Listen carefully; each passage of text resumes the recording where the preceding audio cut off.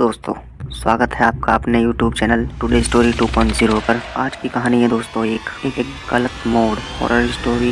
दोस्तों वीडियो को पूरी देखना, कहानी पूरी सुनना। आइए कहानी शुरुआत करते हैं। रात का शायद दूसरा पहर चल रहा था। इतनी रात को न जाने कहां से एक गाड़ी बहुत ही ज्यादा स्पीड से आती हुई दिखाई दे रही थी। वो गाड़ी उस मोड़ से अब गुजरने वाली थी कि अचानक ब्रेक्स के लगने की आवाज आई। गाड़ी दूर तक आवाज करती गई और कहीं पे जाके टकराई। वो हादसा इतना भयानक था कि मुझे सिर्फ लोगों की चीखें सुनाई दे रही थीं। जब तक वहां जाते सबकी चीखें एक भयानक खामोशी में बदल गईं। हर तरफ खून ही खून था और उसमें पड़ी मासूम लोगों की लाशें। ये बताते हुए वो बूढ़ा किसान रो रहा था और हम सब पूरे मन लगा के उसकी बातें सुन रहे थे। यह सब वो बूढ़ा हम सब दोस्तों को अगर पहले बताता तो शायद हम उस पर यकीन नहीं करते, लेकिन जब ये सब हमारे साथ हुआ तब यकीन तो करना ही था। दोस्तों मेरा नाम कैलाश है। मैं वैसे तो एक सिविल इंजीनियर हूँ, लेकिन मुझे घूमने का बहुत शौक है। जब भी मौका मिलता है मैं अपने दोस्तों के साथ गाड़ी लेके निकल जाता हूँ। कभी मेरी तो कभी उनकी गाड़ियों में या फिर किराए की गाड़ियों में। किराए की तभी करते हैं जब कहीं दूर जाना हो तो। ऐसा ही हम सब दोस्त प्लान कर रहे थे कि कहाँ जाएं।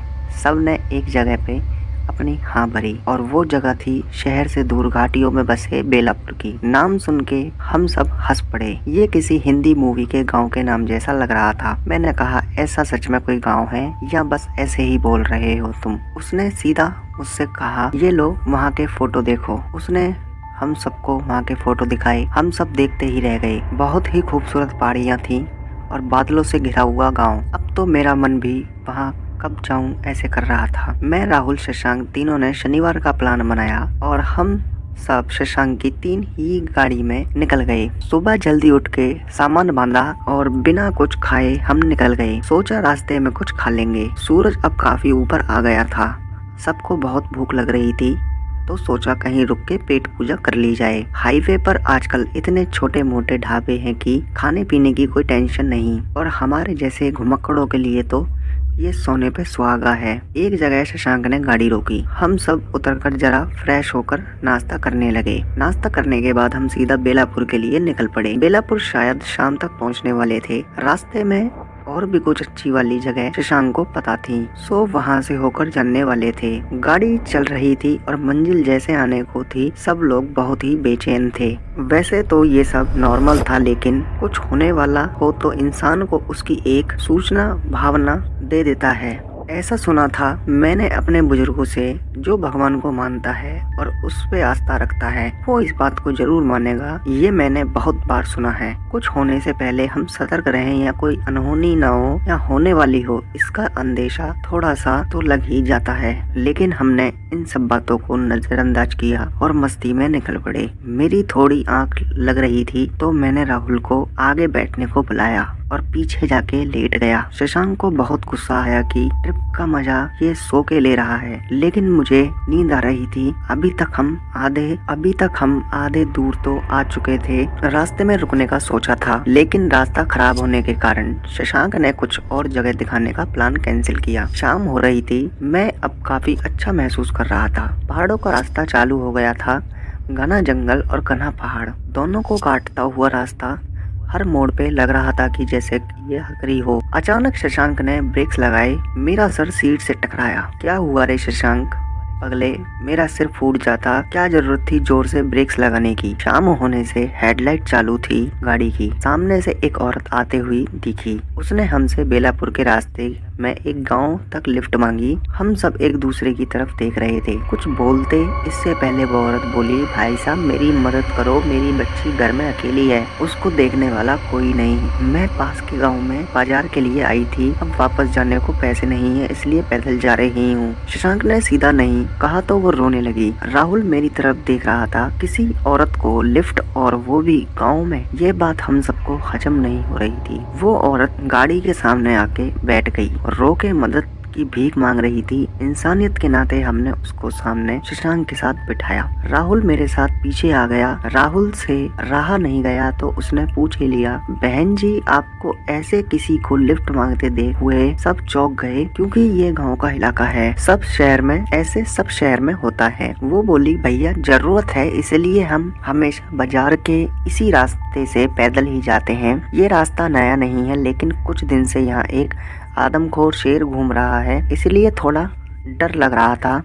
आप शायद नहीं जानते, संभल कर रहिएगा। गाड़ी चल रही थी और हम सब उस औरत की बातें सुन रहे थे, उस पर भरोसा भी कर रहे थे कि उस आदमखोर शेर ने लोगों को कैसे मारा। उसकी बातों से लग रहा था कि ये लोग तो डर के माहौल में हैं और इन सब चीजों की आदत हो गई है। गाड़ी चल रही थी, हम सब उसकी बातों में सब कुछ भूल गए थे कि राहुल का मोबाइल बजने लगा। कोई कॉल था, सबको अचानक से लगा जैसे नींद से उठ गए। अंधेरा काफी हो गया था, हम जा ही रहे थे, रास्ता था जो खत्म ही नहीं हो रहा था। अब तक तो उस औरत का गांव भी आना चाहिए था। अचानक मेरे मन में ये बात आई कि उस औरत ने बोला था कि उसका गांव तो पास में है, लेकिन अभी तक आया नहीं। और खास बात ये थी कि हमने उसको गांव का नाम भी पूछा नहीं। मैंने राहुल को इशारा किया, शशांक ने सीधे बात नहीं कर सकता था, वो औरत कुछ गलत मतलब निकलती। मैंने शशांक से गाड़ी रोकने को कहा, उसने बाजू में गाड़ी रोक दी। हम अपने पैर दर्द कर रहे हैं बोल के नीचे उतर गए। शशांक अभी भी गाड़ी में ही था। रात के 11 बज चुके थे, किसी ने ध्यान नहीं दिया था। बाहर घना जंगल लग रहा था और बाजू में खेत भी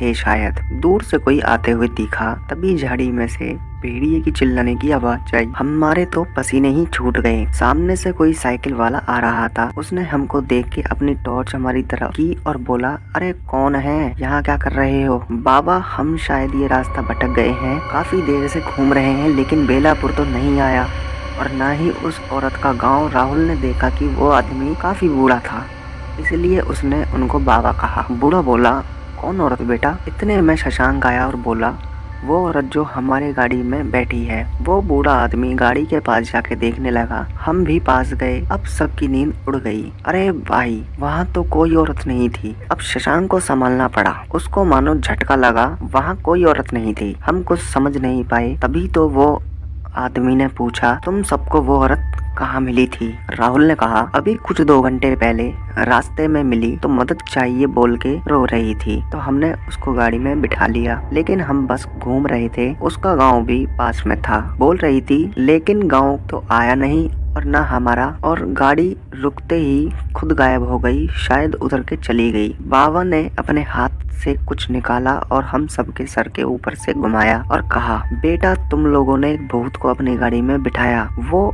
और कोई नहीं। यहाँ उस मोड़ पे जो मौतें होती हैं ये वही है। तुम सबका नसीब अच्छा था, इसलिए कोई हादसा नहीं हुआ। अभी तुम सब आगे मत जाओ, मेरा खेत पास में ही है, वहाँ चलो। आगे जाओगे तो तुम सबको शायद खतरा है। तुम सब अभी अभी मौत के साथ सफर करके आए हो। वो बूढ़ा हम सबको खेत में लेके गया। वहाँ एक झोंपड़ा था, वहाँ आग भी जल रही थी। हम एकदम सदमे में थे, क्या हो रहा था कुछ समझ नहीं आ रहा था। आग के पास बैठ के थोड़ा अच्छा लग रहा था। बाहर अभी ठंड पड़ गई थी। वो बूढ़ा हम सबको देख के बोलने लगा, तुम सब बहुत नसीब वाले हो। वो चुड़ैल ने आज तक बहुत जाने ली हैं। वो ऐसे ही किसी को रास्ता रोकती है और बाद में उसकी मौत सामने वाले मोड़ पे होती है। ये किस्सा सालों से चलता आ रहा है। मौत पे किसका बस चलता है भला, लेकिन हमने किसी का क्या बिगाड़ा है? मैंने कहा, वो उसको कहाँ पता है, उसको तो बस बदला लेना है। उसको किसी ने मदद नहीं की सुना है। रास्ते से जा रही थी और उसका बच्चा घर में अकेला था। वो भागती रही, लेकिन रात होने तक वो घर नहीं पहुंच पाई थी। उसका बच्चा मर गया। लोग कहते हैं कि वजह कोई और थी, लेकिन वो रास्ते से जाने वाले दोषी मानकर जो उसके झांसे में फंसा उसको मारती है। अब हम सबको उस औरत ने यही कहानी बताई थी कि उसका बच्चा घर में अकेला है। हम सब एक साथ बोल पड़े। वो बूढ़ा बता रहा था, अभी कुछ दिनों पहले की बात है, मैं यहाँ खेत पे आया हूँ रोज। उस रात भी था, उस डायन ने एक पूरे परिवार का नाश किया। मैं कुछ कर नहीं पाया था। आज जैसे तुम लोग बच गए, ऐसी किस्मत नहीं थी उन सब की। जब मैं पास में गया तो सारे लोग मर चुके थे, बच्चों तक को नहीं छोड़ा उस टायर ने। बूढ़ा किसान रो रहा था, उसकी बेबसी और लाचारी पे तरस तो आ रहा था, लेकिन हम कुछ कर नहीं पा रहे थे। सबसे पहले तो हम बच गए थे, इसी बात का शुक्र मना रहे थे। और उस बूढ़े बाबा का भी, अगर वो नहीं आते तो शायद वो अनहोनी हमारे साथ होती। उस मोड़ पे 4 बज चुके थे, सुबह होने वाली थी। थोड़ी देर में पहाड़ों से नारंगी सी लकीर आसमान पे दिखने लगी थी। हमारी जिंदगी में एक नया सवेरा लेके आई थी ये सुबह। हमने बाबा के पैर छुए और एक याद दिल में लेके वहाँ से सीधा घर की ओर वापस मुड़े। बेलापुर सामने था, लेकिन किसी का वहाँ जाने का मन नहीं था। हम जैसे ही घर की तरफ मुड़े, खिड़की से हम सब ने रुक के पीछे की ओर देखा। वो मोड़ था जहाँ पे न जाने कितनी जाने गई थी। दोस्तों, वीडियो कैसी लगी? वीडियो अच्छी लगी हो तो वीडियो को लाइक करना, शेयर करना और चैनल को सब्सक्राइब करना। मिलते हैं ऐसे ही नेक्स्ट वीडियो में, जब तक के लिए जय हिंद।